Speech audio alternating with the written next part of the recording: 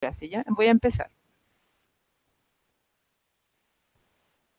Bueno, el objetivo, como les iba diciendo, es empezar a ver la materia del prioritario para cuarto medio, que sería inmunología. Y siempre inmunología se ha comenzado con la muestra de bacterias y virus, que son los principales parásitos que nos causan enfermedades.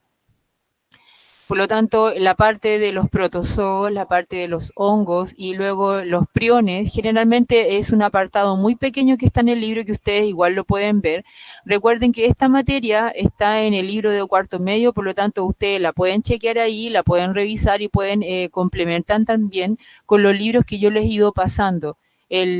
La vida en la Tierra, de todas estas autoras, o también tienen el otro de biología general, cualquier libro que tengan de biología general, toda esta materia siempre aparece ahí, por lo tanto, utilicen sus cuadernos, pueden utilizar también todo lo que les pone el Ministerio de Educación, Aprendo en Línea, ahí hay mucho material, por lo tanto, complementarlo es súper fácil. Así que vamos a empezar entonces a ver hoy día bacterias y no creo que alcancemos a ver virus, así que el virus lo vamos a dejar para la próxima semana. ¿Ya? Empiezo entonces. Las bacterias que comúnmente nos afectan a nosotros forman parte de, les voy a quitar esa cosa, forman parte básicamente de este arbolito que tenemos acá, del arbolito del reino de las bacterias, no de las arqueas. Y los eucariontes, obviamente, aquí estamos nosotros y vamos a tener a los fungi y a los protozoos, que vamos a hablar en un apartado bastante pequeño sobre estos tipos de organismos que nos causan también enfermedades, como por ejemplo enfermedades de tipo de contagio de transmisiones sexuales, como algunos flagelados también, como las tricomonas, por ejemplo, pero las vamos a ver en un apartado más pequeño. Las bacterias que tenemos acá son bacterias que comúnmente conviven con nosotros porque las del género Archaea se encuentran, por ejemplo, en geyser, en lugares como muy helados, muy salados, donde nosotros no tenemos como oportunidad de estar en esos lugares, por lo tanto nosotros nos vamos a encontrar básicamente con otro tipo de bacterias. Espérenme 2 minutos para cerrar mi ventana.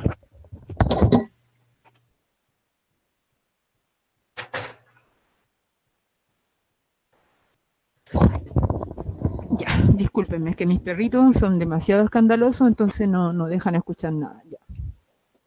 En esta diapositiva tenemos una muestra de los tamaños celulares, que también es importante que el alumno se dé cuenta de que estos parásitos, tanto los virus como las bacterias, son muy pequeños en relación a nuestras células. Acá tenemos, por ejemplo, una célula animal en este contexto, en esta parte de la reglita, que puede tener hasta 10 micrómetros, y acá tenemos los nanómetros, que son mucho más pequeños, y fíjense que acá tenemos a una bacteria, y acá en el otro lado, por ejemplo, acá tenemos moléculas, acá tenemos los virus y acá tenemos a las bacterias. Por lo tanto, en relación al tamaño, ellos son mucho más pequeños que nosotros. Acá tenemos un ácaro, como el, por ejemplo, de la sarna, acá tenemos una hormiga, cabello y glóbulos rojos. Acá tenemos las moléculas, ¿cierto? Átomos, material genético, etcétera. No es para que se lo aprendan de memoria, pero sí es importante que ustedes tengan una idea más o menos de cómo son estos microorganismos y el tamaño que tienen. Acá tenemos otra diapositiva donde nos muestra claramente, por ejemplo, la diferenciación entre las arqueobacterias o el reino Archaea y las eubacterias, y nos cuentan un poco de que tenemos bacterias, por ejemplo, que dependiendo de su nutrición tenemos autótrofas, heterótrofas, algunas que realizan fotosíntesis, otras que realizan quimiosíntesis, otras, por ejemplo, dentro de las heterótrofas tenemos saprófitas. También dentro de su comportamiento tenemos simbiontes, tenemos parasitarias, es decir, las vamos a encontrar en diferentes ámbitos de la vida, las encontramos en las zonas acuosas, en la tierra, en el aire, en todos lados. Ahí tenemos una bacteria que se ve como si fuera peludita, y esos pelitos, que es importante que los noten. Estos pelitos también se pueden llamar pili o también se les llaman fimbrias. Hay diferentes tipos, hay fimbrias de adhesión, hay pilis reproductivos o fimbrias, que es lo mismo. Y también tenemos otra forma en este caso como les sirve para movilizarse, no solamente a las bacterias, y también tenemos otros eucariontes que también tienen estos flagelos. Pero ojo que los flagelos de las bacterias y los flagelos de los eucariontes son muy, pero muy diferentes. Esta otra diapositiva nos está mostrando básicamente la forma que tienen las bacterias en cuanto a la estructura que les da la forma que es la pared celular. Y es así que podemos encontrarla en formas circulares que se llaman cocos o en formas alargadas como por ejemplo los bacilos y en formas más largas que se llaman espirilos, que generalmente es como un resorte, que aquí no está como ejemplificado en el 4 como un resorte, pero tienen como una forma de resorte, como de la parte, ¿no es cierto?, que se usa para sacar los corchos, y estas que tienen forma de una coma que se les llama vibrios. Por lo tanto, dependiendo de la forma que tengan las bacterias, esto les ayuda bastante a los tecnólogos médicos o las personas que las observan a nivel microscópico para determinar a qué especie de bacteria se trata. O sea, dónde las van a clasificar. Es una forma de clasificación. Y acá tenemos, por ejemplo, una forma de agrupación de las bacterias del tipo coco, de que para que ustedes sepan, las bacterias son unicelulares y no forman tejidos como los eucariontes, ¿no es cierto? No hay tejidos de bacterias, sino que son solamente agrupaciones temporales donde permanecen juntas. Yo creo, me imagino que para razones de, por ejemplo, enfermarnos más o extenderse en cuanto a su infección, pero no es un tejido. Y así, dependiendo de la estructura que se conforme en el microscopio óptico, ellos lo clasifican como streptococos o estafilococos o sarcinas.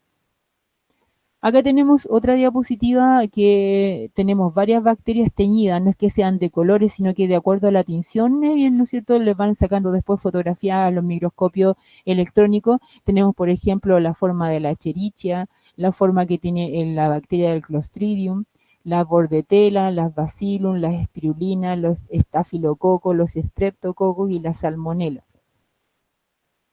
Y aquí comenzamos ya a ver derechamente la estructura típica de una bacteria. Vamos a comenzar desde el interior, desde las capas que protegen a la bacteria y después vamos a ir a ver el citoplasma, ¿ya? Así que esta parte, fíjense que está detallada acá, así que ustedes no tienen que tomar nota de ninguna cosa, sino que solamente después revisan esto y si hay algo que falta, bueno, yo de nuevo se los vuelvo a explicar y si no lo entendieron también me escriben y ahí se los vuelvo a explicar. Bueno, comencemos. En el número 4, es decir, en el número 3, que ustedes lo están viendo en el dibujo, van a tener a la membrana plasmática y en el número 4 hay una estructura que también es parte de la membrana plasmática, ¿ya? La membrana plasmática tiene las mismas funciones y se comporta de la misma manera que la membrana plasmática de un eucarionte. La única excepción, podríamos decirlo así, es que tienen casi nada de colesterol, ya es muy reducido, o si no es cero. Pero los otros componentes moleculares, como por ejemplo los fosfolípidos, las proteínas que están entre medio, todo eso lo tienen, pero difieren en la cantidad, obviamente, en el porcentaje de fosfolípidos o en el porcentaje de proteína, y que la cantidad de colesterol es casi cero. Ahora, ¿qué son estos famosos mesosomas o estas invaginaciones que tiene aquí la bacteria? Bueno, esta bacteria tiene unas invaginaciones llamadas mesosomas, otras bacterias tienen unas invaginaciones llamadas lamelas y que alojan en buenas cuentas la gran cantidad de enzimas que tienen propia del metabolismo bacteriano. Y ustedes dirán, bueno, ¿por qué las enzimas tienen que estar acá y no están comúnmente en los organelos como los eucariontes? Bueno, básicamente porque los procariontes no tienen organelos de tipo membranoso, ¿ya? Por lo tanto, no hay retículo endoplasmático rugoso, no hay retículo endoplasmático liso, no hay Golgi, es decir, no hay peroxisomas, no hay ningún organelo que esté circuncidado por una membrana, sino que aquí las enzimas tienen que alojarse en la membrana plasmática en estas estructuras que crecen hacia el interior que se llaman mesosomas o lamelas. Básicamente eso, ¿ya? Ahora, si nosotros seguimos desde el inicio o del interior hacia afuera, nos vamos a encontrar con la segunda estructura, que sería la pared celular. La pared celular difiere de la pared celular de los eucariontes en que está formada por una molécula llamada peptidoglicano. También tiene otras, obviamente, que las vamos a ver cuando veamos el detalle de la pared celular, pero básicamente en las pruebas de PSU, si les preguntan cuál es la diferencia entre la pared celular de una bacteria y la pared celular de un eucarionte, sea planta o este eucarionte sea un hongo, es la existencia de esta estructura molecular que es el peptidoglicano.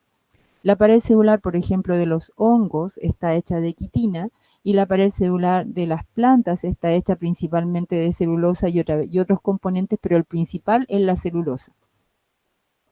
Ahí viene la diferencia. Ahora, ¿cuál es la importancia biológica para las bacterias de su pared celular? Bueno, el interior de la bacteria es muy lleno de granos, de inclusiones, y por lo tanto podríamos decir que es hipertónico, ¿ya? Hay mucho soluto disuelto en el agua que está contenida en el citoplasma, y eso condiciona a que el agua del medio ambiente en donde la bacteria esté tienda a fluir o a difundir hacia el interior.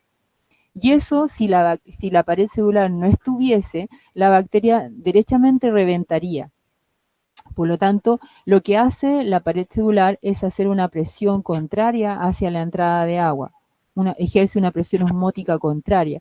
Por lo tanto, si la pared no está, la bacteria se revienta y muere. Por lo tanto, la mayoría de los antibióticos están pensados en buenas cuentas, en interferir con la síntesis de la bacteria o derechamente con con la síntesis de la pared o derechamente con la destrucción de esta, ¿ya? Entonces, eso es por ejemplo, el principal mecanismo de los antibióticos. Ahora, obviamente, hay antibióticos mucho más sofisticados, pero el mecanismo básico es interferir con la síntesis de la pared celular. Si vamos ahora, aquí estábamos, ¿no es cierto?, en el negro, que sería el 3, después pasamos al cafecito claro, que sería la pared, y ahora vamos con esta estructura que está acá afuera, que sería la cápsula, ¿ya? Esto no es nuevo para ustedes porque recuerden que nosotros hablamos un poco de bacterias cuando estuvimos hablando en marzo, que ya se ve como tan lejano, y estuvimos hablando de Griffith cuando hablamos del neumococo pneumoniae, que era una bacteria causante de la neumonía, y explicamos un poco qué es lo que era esta cápsula, ¿cierto? Y también explicamos lo de los plasmidios u otras cosas. Pero está bueno que lo volvamos a retomar porque ahora lo estamos retomando desde el concepto de la inmunología. Bueno, esta cápsula está hecha de unos azúcares, es una glucoproteína y le confiere varios plus a las bacterias. En primer lugar, las defiende desde el ataque de los glóbulos blancos porque los hace como resbalosos. El glóbulo blanco la va a atrapar a través de sus pseudópodos que emite y la bacteria se arranca como si si estuviera llena de jabón por fuera.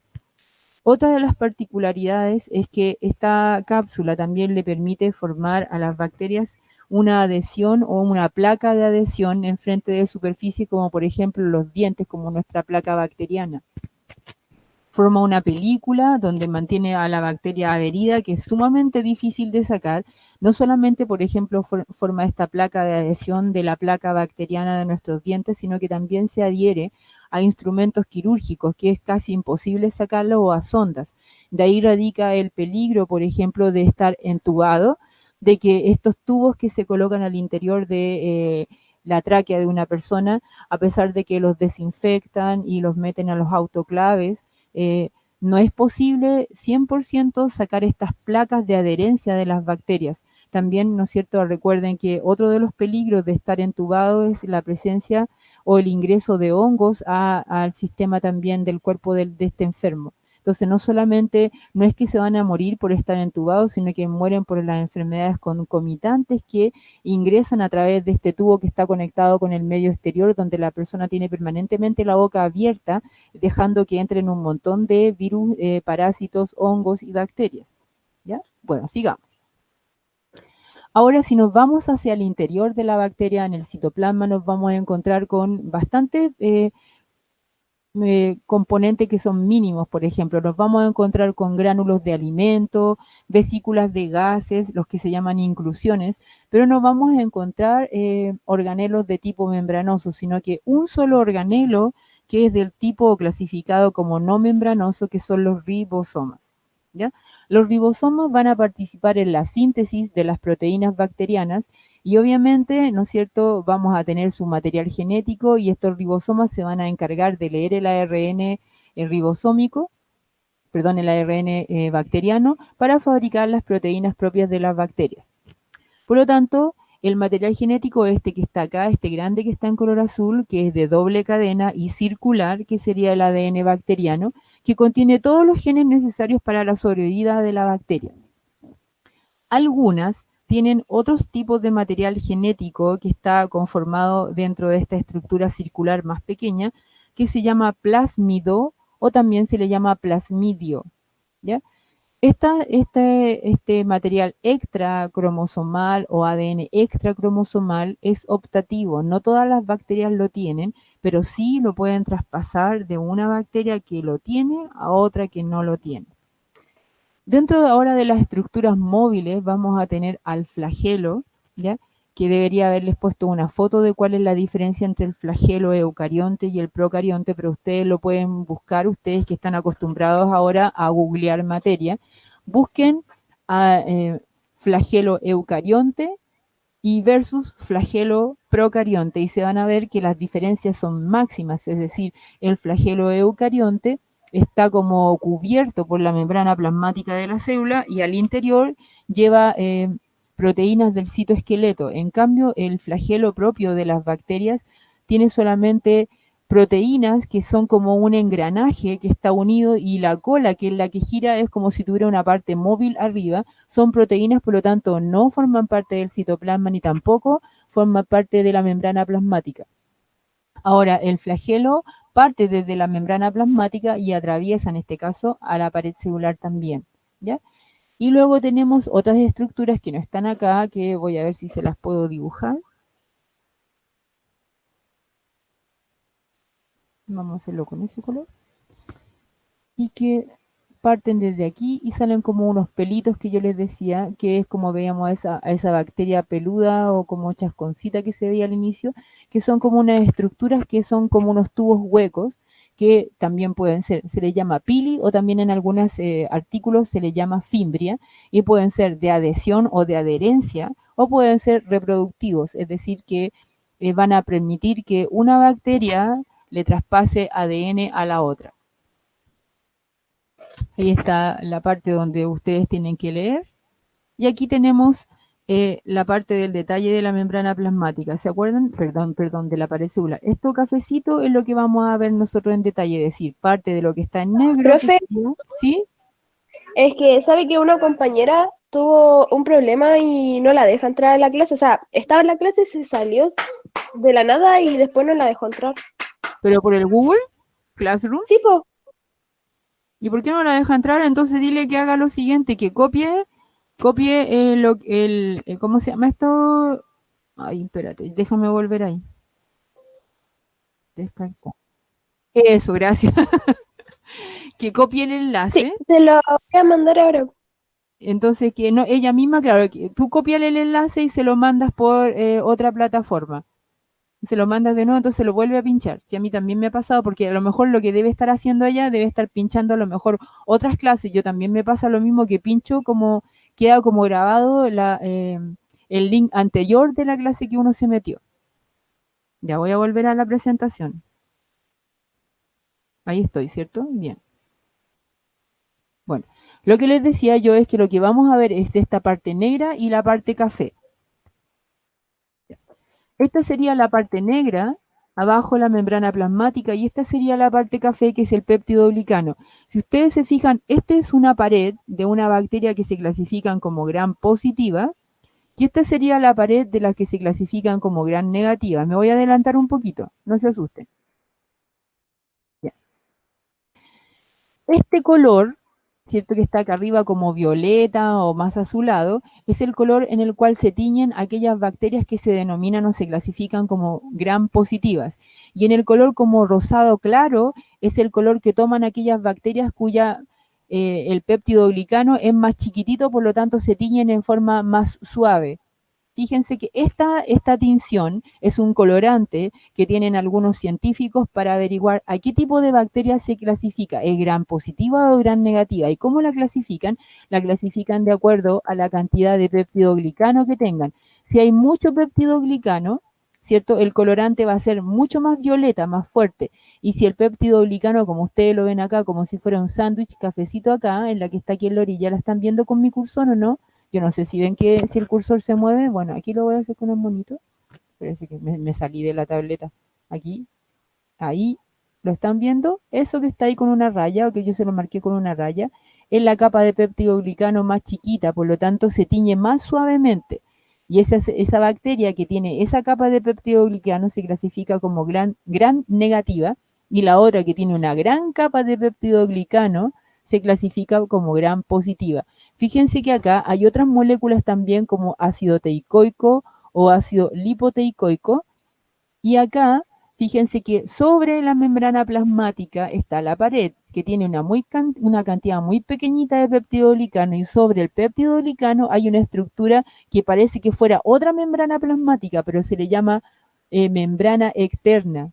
No membrana plasmática, es una membrana externa, que aquí también podemos tener varias moléculas, y varias moléculas que van a funcionar como toxinas, que en el sistema inmunológico las va a reconocer como toxinas derechamente. Cuando se muere la bacteria, todo esto se va a desarmar, y todas estas proteínas y moléculas que están sobre la capa del ácido teicoico, del peptidoglicano, perdón, todas estas moléculas se van a desarmar y van a quedar sobrenadando en nuestro plasma sanguíneo como toxinas. Esas se van a llamar endotoxinas, ¿ya? Para que lo tengan en cuenta más adelante. Este es un detalle de los ribosomas que tienen las bacterias, para que solamente se den cuenta que los ribosomas de los eucariontes son mucho más grandotes, que son los que están aquí en la derecha.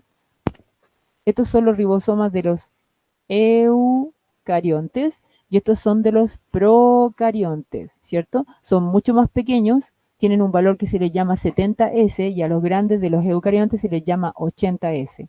¿Ya? Si tenemos la unidad pequeña y la grande, la unidad pequeña eucarionte tiene un valor de sedimentación 40S y la grande 60S. En cambio, la unidad pequeña de los ribosomas de las bacterias tiene un valor de sedimentación 30S y 50S. Y acá abajo está el detalle de lo que tienen. Por ejemplo, acá dice que la unidad pequeña del ribosoma tiene 21 proteínas y tiene una molécula de ARN 16S. En algunos libros decía 18S, pero bueno, parece que cada libro tiene valores diferentes. Estas son de lo que está hecho el ribosoma. Los ribosomas, ustedes saben que están hechos de ARN ribosomal y de proteínas ribosomales. Y aquí están viendo, por ejemplo, que la unidad grande del ribosoma de los eucariontes tiene ARN 5S, ARN 28S y ARN 5,8S, es decir, son 3 tipos de ARN que están en la unidad grande. Bueno, eso no es importante porque no se los vamos a pedir ahora. ¿Ya? Sigamos. Pero es para que lo sepan los de biología específico. ¿Qué es lo que es esto? Las bacterias, cuando se sienten amenazadas porque en el ambiente, por ejemplo, no están las condiciones favorables, se encapsulan en lo que se llaman las endosporas, ¿ya? Y así pueden permanecer vivas millones de años, es decir, han encontrado bacterias vivas dentro de las endosporas desde la prehistoria, desde cuando estaban los dinosaurios, incluso desde antes. Es decir, no es tan fácil llegar y matar y eliminar una bacteria. Si la bacteria, por ejemplo, se envuelve en una endospora, puede permanecer en estado de latencia dentro de las células de mi cuerpo eternamente, hasta que a ella se le dé la gana y encuentre las condiciones favorables. ¿Qué sería una condición favorable, por ejemplo, para gatillar una enfermedad? Que mi sistema inmune esté deprimido, que tenga una enfermedad en curso, por ejemplo, SIDA, o en el caso de que, por ejemplo, me haya enfermado con coronavirus y esté en el hospital, y yo ya tenga una bacteria que podría causarme una enfermedad grave, y ella como dice, pero, ¿cierto? Los policías que son el sistema inmune están tratando de sobrellevar la enfermedad, este virus, este coronavirus, entonces yo me aprovecho porque no hay nadie cuidándome, como lo que pasaba en el periodo de que se asaltaban los supermercados porque los policías estaban en otro lado, y entonces la gente iba a los supermercados a saquear. No había nadie para verla porque la policía estaba en otro lado. Es la misma cosa cuando estaban en las protestas, ¿se acuerdan? Bueno, nuestro sistema inmunológico se porta igual. Nuestros militares, podríamos decir, o la Fuerza Armada, es nuestro sistema inmunológico. Y si nuestro sistema inmunológico está cuidando, por ejemplo, está tratando de eliminar al coronavirus, no va a ir a fijarse en las bacterias que están guardaditas en su endospora, y cuando se siente que las condiciones ambientales de nuestro cuerpo son favorables, vuelven a la actividad. Ahí teníamos la misma que ya habíamos visto, y los detalles de las paredes celulares, los que tienen gran positivo que se tiñen. Fíjese que tienen una pared súper grande después de la membrana plasmática, la pared celular de estos peptidoglicanos, y acá la pared es súper chiquitita, por eso que la tinción es menor. Y acá arriba tienen estos azúcares o polisacáridos que determinan la parte de la toxina que les digo yo que se va a liberar cuando la bacteria se muere.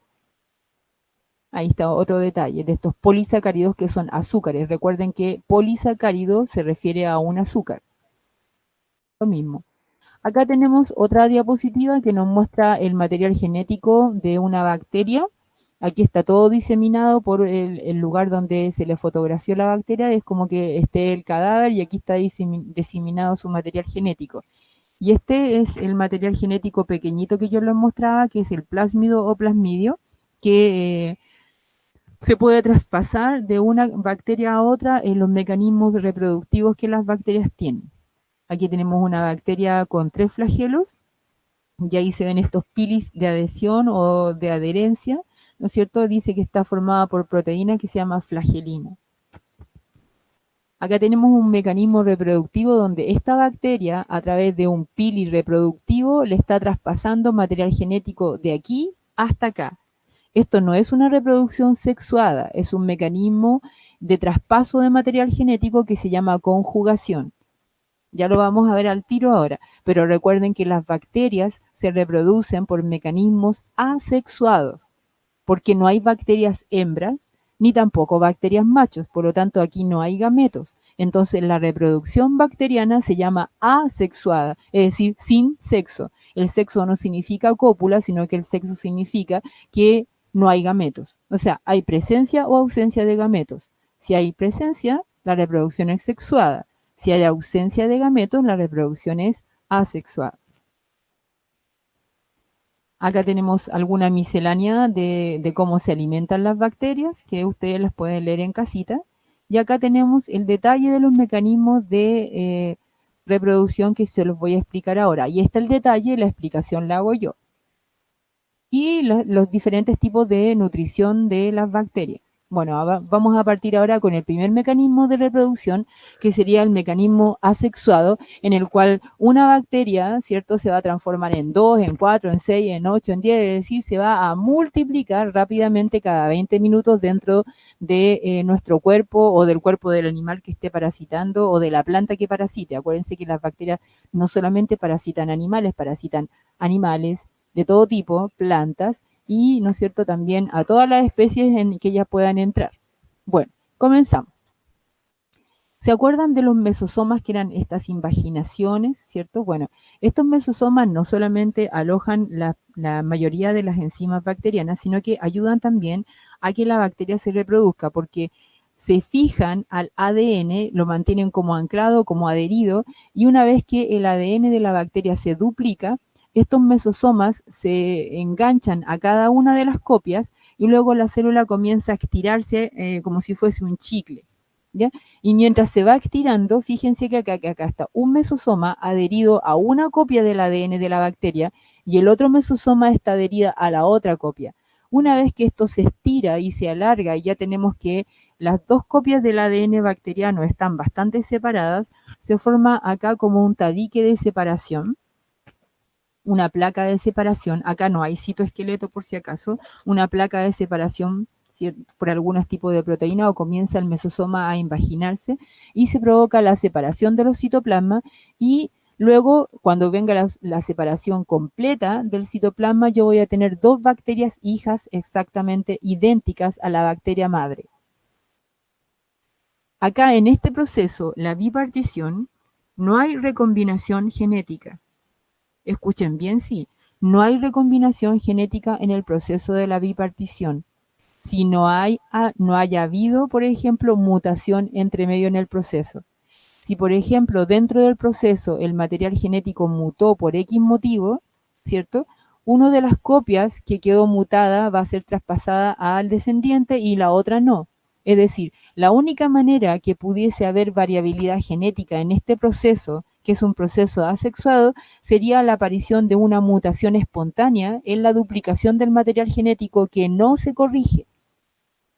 ¿Por qué no se corrige, dirá usted? Porque la reproducción bacteriana no está dentro ni enmarcada dentro del ciclo celular. Acá no hay G1, no hay S, no hay G2, y por lo tanto, como no hay ciclo celular, no hay reparación de aquel daño que haya podido ocasionarse dentro del material genético. De hecho, Al mismo tiempo, cuando el material genético se está duplicando, se está transcribiendo el ADN y se está traduciendo el ADN. Por lo tanto, no hay espacios limitados, ni tampoco hay compartimentos, no hay núcleo, ¿no es cierto? Todos estos procesos están ocurriendo en un mismo lugar. La duplicación del material genético, la transcripción del ADN, ARN y la síntesis de las proteínas bacterianas. Aquí no hay corrección de errores, por lo tanto aquí las mutaciones son múltiples, pero nosotros estamos hablando desde el punto de vista donde que acá no ha habido ninguna mutación y por lo tanto las dos hijas resultantes de este proceso de división son idénticas a la célula madre.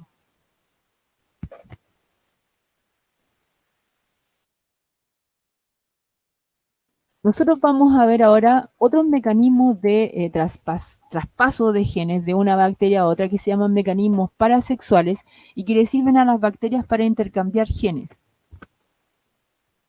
Son los que ustedes están viendo acá el resumen. Tenemos la conjugación, que hay dos tipos de conjugación, en la cual yo traspaso, por ejemplo, ADN del plásmido o del plasmidio, o puedo también traspasar material genético propio de la bacteria del ADN bacteriano.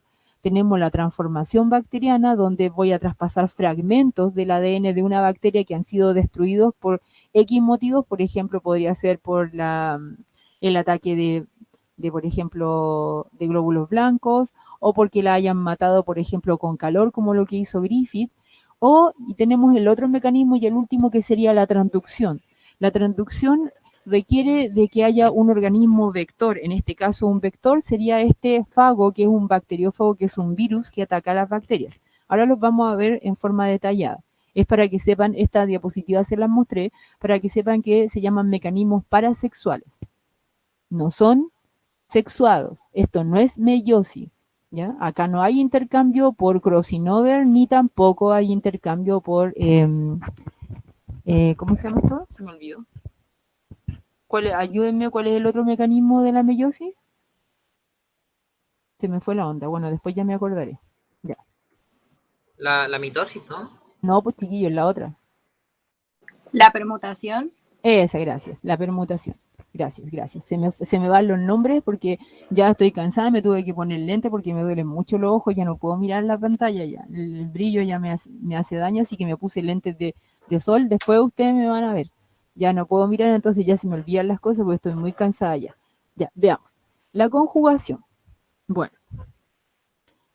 Acá tenemos dos bacterias, si ustedes se fijan, una que tiene pili y que la flecha está traspasando de la bacteria A a la B, se los voy a colocar ahí, A, B, ¿cierto? La bacteria B se llama, fíjense, F- y la bacteria A se llama F+. ¿Por qué se llama F+? Porque tiene plásmido y también tiene estos pili, que son estos pelitos que le van a permitir comunicarse del citoplasma de una bacteria al citoplasma de la otra. Es decir, la bacteria F- no tiene ni plásmido, que sería este material genético redondito, ni tampoco tiene pilis de adherencia ni pili reproductivo. ¿Ya? Bueno, ¿cómo se ocasiona esta conjugación? En primer lugar, ¿cierto? Esta bacteria que puede ser de una especie y esta puede ser de otra totalmente diferente, no necesariamente la conjugación ocurre en bacterias de la misma especie, pueden ser de especies diferentes. De ahí viene lo interesante de estos procesos. Bueno, primero, vamos a traspasar genes del plásmido.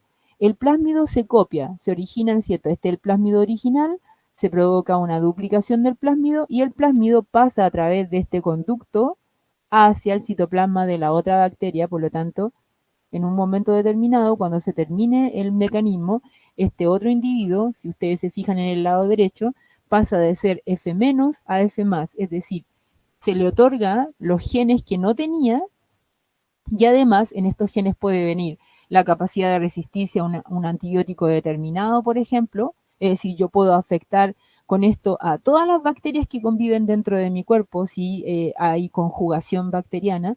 Puedo, por ejemplo, una bacteria mala haber ingresado y a tener, por ejemplo, resistencia a ciertos antibióticos y yo puedo afectar a todas las bacterias que yo tengo conviviendo en mi cuerpo, no solamente a las de la especie de la que entró, sino que a las buenas, a las malas, a todas.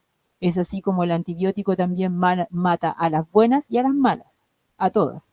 Entonces, una vez que adquiere esta bacteria los genes, Ahora puede, por ejemplo, ella resistirse a los antibióticos, puede generar también sus propios plásmidos, sus propios pilis de adherencia, etcétera. Es decir, ahora tiene genes que antes no tenía. Es un tipo de recombinación genética también, pero que no es sexuada, es parasexual. En este caso, el otro tipo, ¿no es cierto?, que es otro tipo de conjugación, acá se pueden pasar otros genes y la bacteria DF- perdón, la bacteria, por ejemplo, HFR, ¿cierto?, le traspasa a la F- y la F- aquí en este caso no se transforma a F+, porque a veces los genes que les pasan, ¿no es cierto?, no le pasa genes que le da la capacidad de formar pilis de adherencia, sino que son genes temporales y que están en el ADN bacteriano y a veces no siempre en el plásmido. Por lo tanto, eso no significa que éste se va a transformar de F- en F+. Transformación. Este es otro mecanismo y ustedes lo deben recordar, que es el mecanismo por el cual Griffith, ¿cierto?, se encontró con que la bacteria causante de la neumonía podía transformar a la bacteria buena en mala. ¿Se acuerdan que Griffith, una vez que mató a la bacteria con el calor, lo que hizo él es colocar la bacteria muerta en un recipiente junto con la bacteria viva y luego la bacteria viva, que era inocua, ¿cierto?, se transforma en bacteria mala y él lo interpretó como que algo había en el sobrenadante, en el líquido donde estaban puestos, que había transformado a la buena, que era rugosa, en lisa.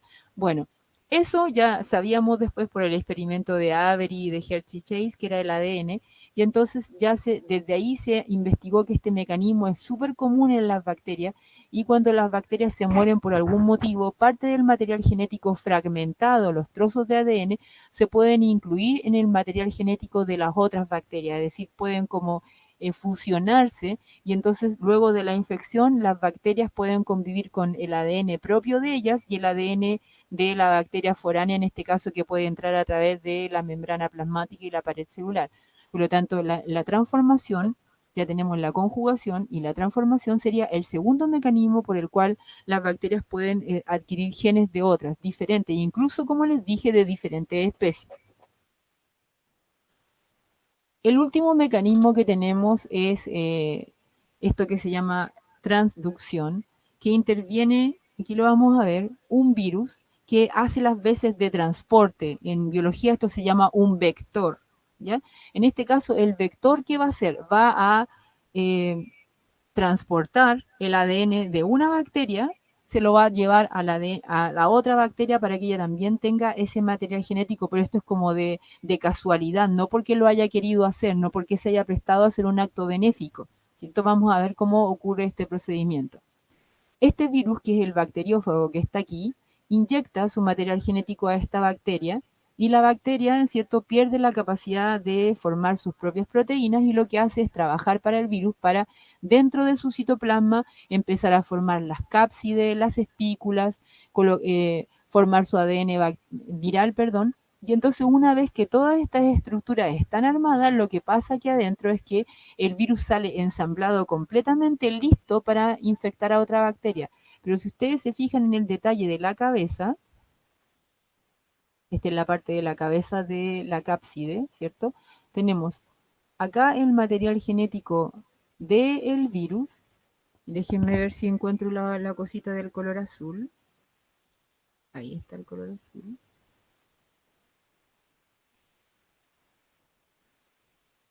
Vamos a ver. Y aquí está el material genético de la bacteria. ¿Se fijan? En la cabeza, el virus va a llevar el ADN de la bacteria A y se lo va a transportar a la bacteria B. ¿Cómo, no es cierto? A través de su infección. Fíjense lo que va a hacer. Aquí ya le está inyectando el material genético y puede, por ejemplo, no matar a la bacteria en un ciclo que se llama lisogénico, que se los voy a explicar al tiro, y lo que va a hacer es inyectar y fusionar su material genético, que es el rojo. Aquí tenemos el material genético del virus, y aquí en azul tenemos el material genético de la bacteria A. Y obviamente en café está el material genético de la bacteria B. Por lo tanto, este es un mecanismo, ¿cierto?, para transportar genes a través de un vector. Entonces, si ustedes se ven, si como resultado, si es que esta bacteria siguiera viva, ¿cierto? Esta bacteria va a tener genes propios de otra bacteria que podrían conferirle bastante posibilidad de seguir viviendo frente al ataque de un antibiótico o de fabricar otras estructuras como la cápsula o como por ejemplo el flagelo o fimbrias, etcétera, y colonizar otros ambientes que antes no podía. Acá tenemos lo que yo les contaba que es el ciclo lítico y el ciclo lisogénico en el caso de un virus. Estos son ciclos virales, no ciclos bacterianos, ¿ya? En este caso, el ciclo viral lítico responde a cuando la bacteria es infectada y ella comienza a producir todas las estructuras de los virus y el virus se reproduce en gran cantidad que termina reventando por el volumen que tiene a la bacteria. Ese se llama ciclo lítico. La bacteria literalmente muere. Y en el otro ciclo infecta su material genético, pero no mata a la bacteria, sino que su ADN queda en estado latente, es decir, como esperando, escondido, mientras que la bacteria sigue viviendo normalmente, se reproduce, sintetiza sus proteínas, sigue comiendo, sigue haciendo su vida normal, sin darse cuenta que el ADN viral está incluido dentro de su genoma. ¿Cuándo se puede transformar el ciclo nuevamente en lítico? Es decir, pasar de aquí a allá. Bueno, cuando la bacteria se sienta amenazada, ya sea porque, por ejemplo, el huésped donde ella vive, por ejemplo, está muy enfermo o se va a morir, o porque el huésped tomó, por ejemplo, medicamentos para matarla, y entonces antes de que ocurra eso, el virus toma nuevamente el control de la bacteria y vuelve a realizar un ciclo lítico. Es decir, la mata y se arranca y se esconde en otros lados y vuelve a infectar al huésped. Por lo tanto, ahí ustedes tienen los 3 tipos de mecanismos parasexuales de intercambio de material genético. Por lo tanto, ¿las bacterias tienen variabilidad genética? Rotundamente, sí. Esto es el crecimiento bacteriano, es una curva típica de crecimiento bacteriano en cultivo, que sería la curva en negro, no la curva punteada, ¿ya? Y la curva en negra nos va a mostrar 4 fases. Esta que está acá es la fase de latencia, en la cual si yo coloco un grupo de bacterias en un frasco nuevo, donde le estoy colocando alimento y está limpio ese frasco, y coloco una colonia pequeña de bacterias, ellas primero van a estar en latencia, es decir, van a estar primero como conociendo el ambiente, sintiéndose cómodas, y por eso que el crecimiento es lento y la curva se ve plana. Una vez que ellas se encuentren como bien en el ecosistema donde la estamos poniendo, va a comenzar esta parte que se llama la curva exponencial, donde se van a reproducir en forma rápida, cada 20 minutos generalmente, y en forma exponencial, es decir, 2, 4, 6, 8, 10, es decir, cada 20 minutos, si empezamos con 100 bacterias, en forma exponencial, en 20 minutos, ¿cuántas tendríamos? 20 multiplicado por 20, multiplicado por 20, o sea, 100 por 100 por 100 por 100 por 100 por 100. Es decir, es para que se les dé una idea de la cantidad de bacterias que podemos tener en un minuto determinado. Por eso es importante respetar, cuando nosotros tomamos medicamentos antibacterianos, respetar el tiempo del medicamento, porque si yo dejo pasar las horas y me tomo el medicamento 4 horas después, 5 horas después, la cantidad de bacterias que yo tenía y que podía controlar va a ser el doble, el triple, el cuádruple de lo que tenía antes de tomarme el medicamento.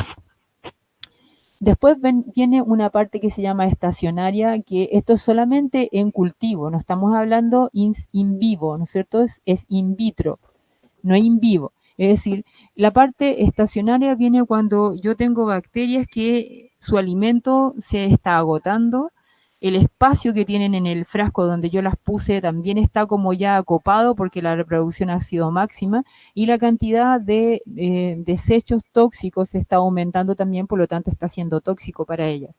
Y luego viene la etapa de muerte, donde directamente las bacterias van a reducir su tamaño y van a ir muriendo de a poco, debido a todos los factores que acabo de mencionarles, la disminución del alimento, la disminución del espacio y también el aumento de la cantidad de desechos.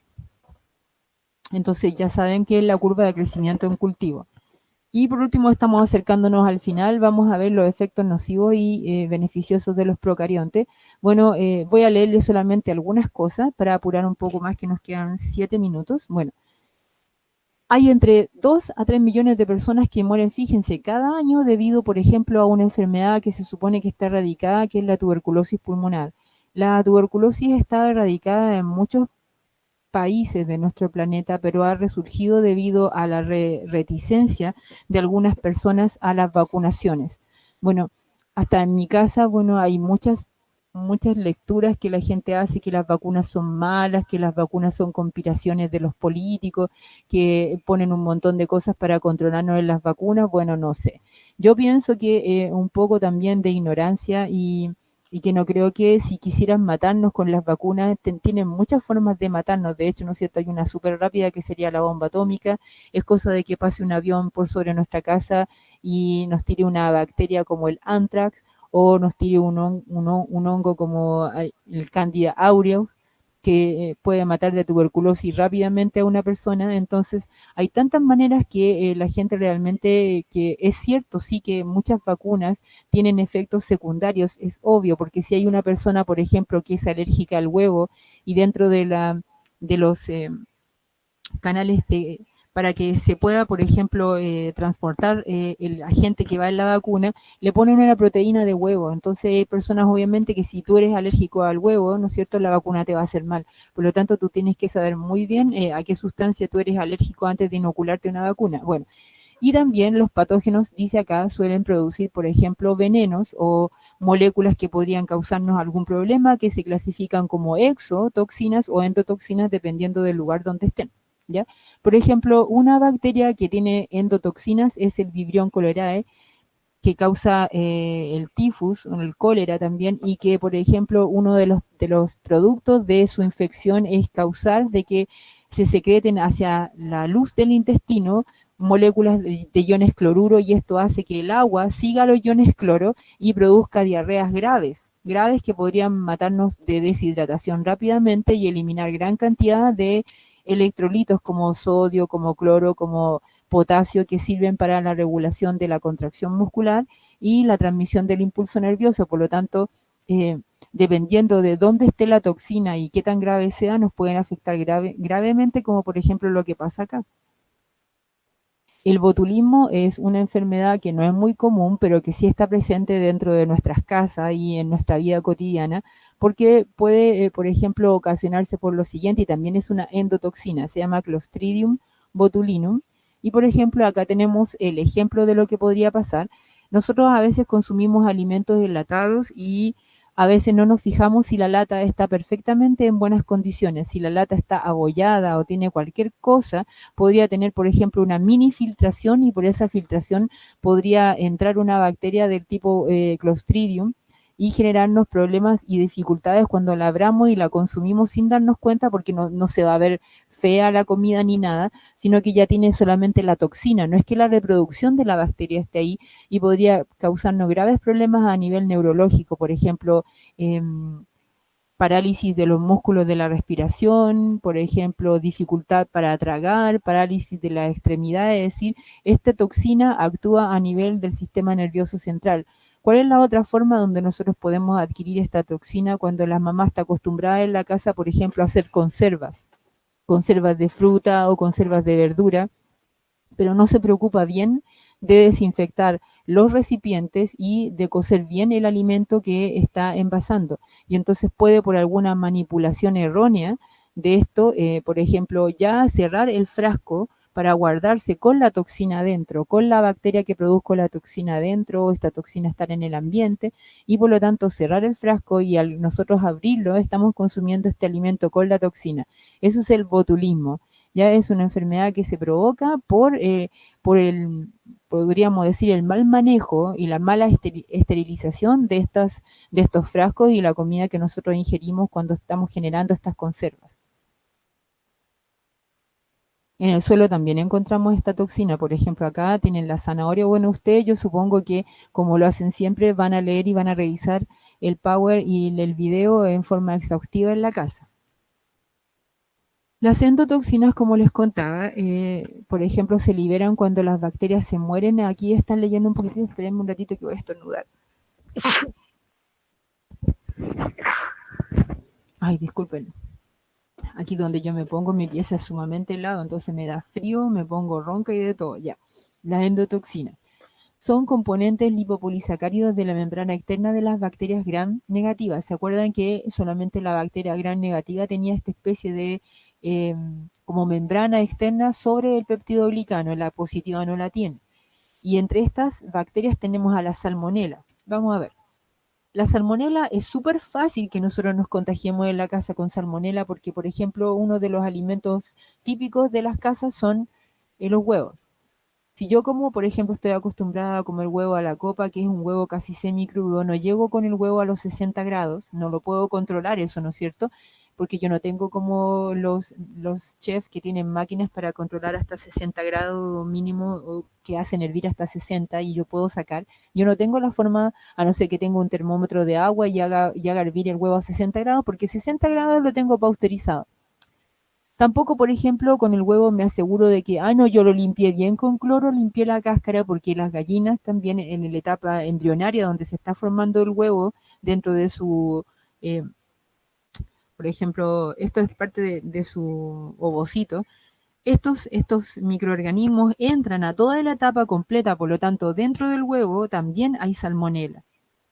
Y eso yo no lo puedo evitar, es decir, no, en Chile no hay huevos que nosotros digamos están libres de salmonela, están, ¿cómo se llama?, pasteurizados. No existen huevos pasteurizados en Chile, a no ser que comamos huevo seco, ¿ya?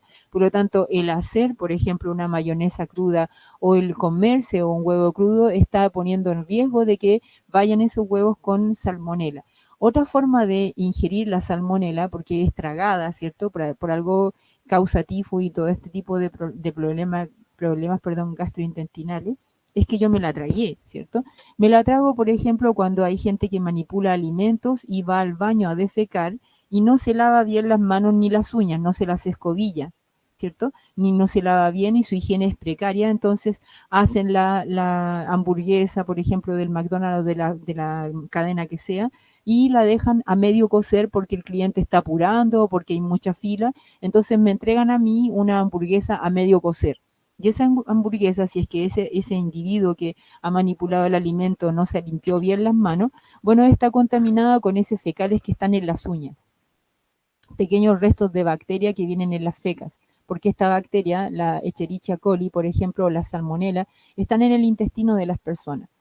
Entonces, y de otros animales también, por lo tanto, la carne contaminada o la carne cruda también da riesgo de que yo pueda ingerir eso, ¿ya? Otra enfermedad causada por bacterias es la lepra, ya Mycobacterium leprae, que usted dirá, pero no hay lepra en Chile. Sí, pero fíjense en el mapa que estoy poniéndole ahí, hay en Brasil, en República Dominicana y en países donde migran hacia nuestros países, donde los individuos migran, por ejemplo, del mismo Haití también hay gente que todavía tiene lepra, porque en esos países no ha sido erradicada. En Chile hace muchos años que no hay casos de lepra, pero hace como unos 5 o 6 años me acuerdo yo que salió una noticia que habían encontrado personas en los consultorios que venían a Chile con lepra. Por lo tanto, ojo que tenemos que siempre lavarnos las manos cuando vamos a un transporte público y nos afirmamos de fierros del metro o de fierros de la micro, porque no sabemos qué cosas tienen las personas que tocan esos fierros. No es que nos pongamos paranoicos tampoco, pero también tenemos que tener medidas de seguridad, sobre todo ahora si es que vamos a volver a clase o no vamos a volver, y ustedes van a viajar en la micro, van a viajar en metro o se van a movilizar, tienen que tener cuidado con ir siempre con su mascarilla, ir siempre con su alcohol gel para lavarse las manos o tener sus jabones, traer sus jabones y manejar la asepsia. No es siempre el coronavirus el que estamos expuestos, sino que estamos expuestos a múltiples enfermedades que están dentro de nuestra población y que no podemos en este momento auscultarlas porque no estamos investigándolas, pero de que están ahí. Esto es como más tiernito para que se den cuenta, por ejemplo, dentro de nuestra oreja hay 19 especies de bacterias, es decir, por fuera de nuestra orejita hay 19 tipos de bacterias diferentes. Y por ejemplo, en los antebrazos, aquí como se ve en el niño, tenemos 44 especies de bacterias diferentes. En el ombligo tenemos bacterias, en el pliegue de la espalda, en el cuello, en todas partes de nuestro cuerpo tenemos múltiples bacterias diferentes. Y aquí tenemos, imagínense, en los puros brazos hay 44 tipos diferentes de bacterias, en las orejas hay 19 y ahí ya tenemos como 60. Imagínense en lo que nos falta en el cuerpo, por ejemplo, en las ingles, en la espalda, cerca del ano, en las piernas, en los pies. Es decir, estamos llenos de bacterias. Ahora, ¿es bueno? En alguna forma sí. ¿Por qué? Porque estas bacterias son como perritos que cuidan su territorio y que van a luchar para no dejar que otras bacterias malas ingresen a nuestro cuerpo, siempre y cuando la piel esté intacta. Si yo tengo, por ejemplo, un PIR, si no tengo cualquier lesión, esas bacterias malas van a entrar igual. Y acá otro dato dice que las bacterias le dan el olor característico a cada persona, es decir, cada persona tenemos diferentes olores porque tenemos diferentes tipos de bacterias que nos colonizan. Y aquí es la última que las bacterias, por ejemplo, no solamente todas son malas, algunas se usan en la industria para crear yogures, quesos, en la biotecnología, para producir plantas transgénicas, para, por ejemplo, eliminar contaminantes del suelo, por ejemplo, petróleo, en la industria minera. Hay bacterias, por ejemplo, que ayudan a recuperar sulfato de cobre y otras bacterias ayudan, por ejemplo, a recuperar oro. Aquí dice que en Ghana ocupan a las bacterias para recuperar y procesar 1 millón de kilos de oro por día. Y eso sería la clase de hoy día, chiquillos. Esperen un ratito para volver. Acuérdense que no se vayan voy al tiro volver a clase.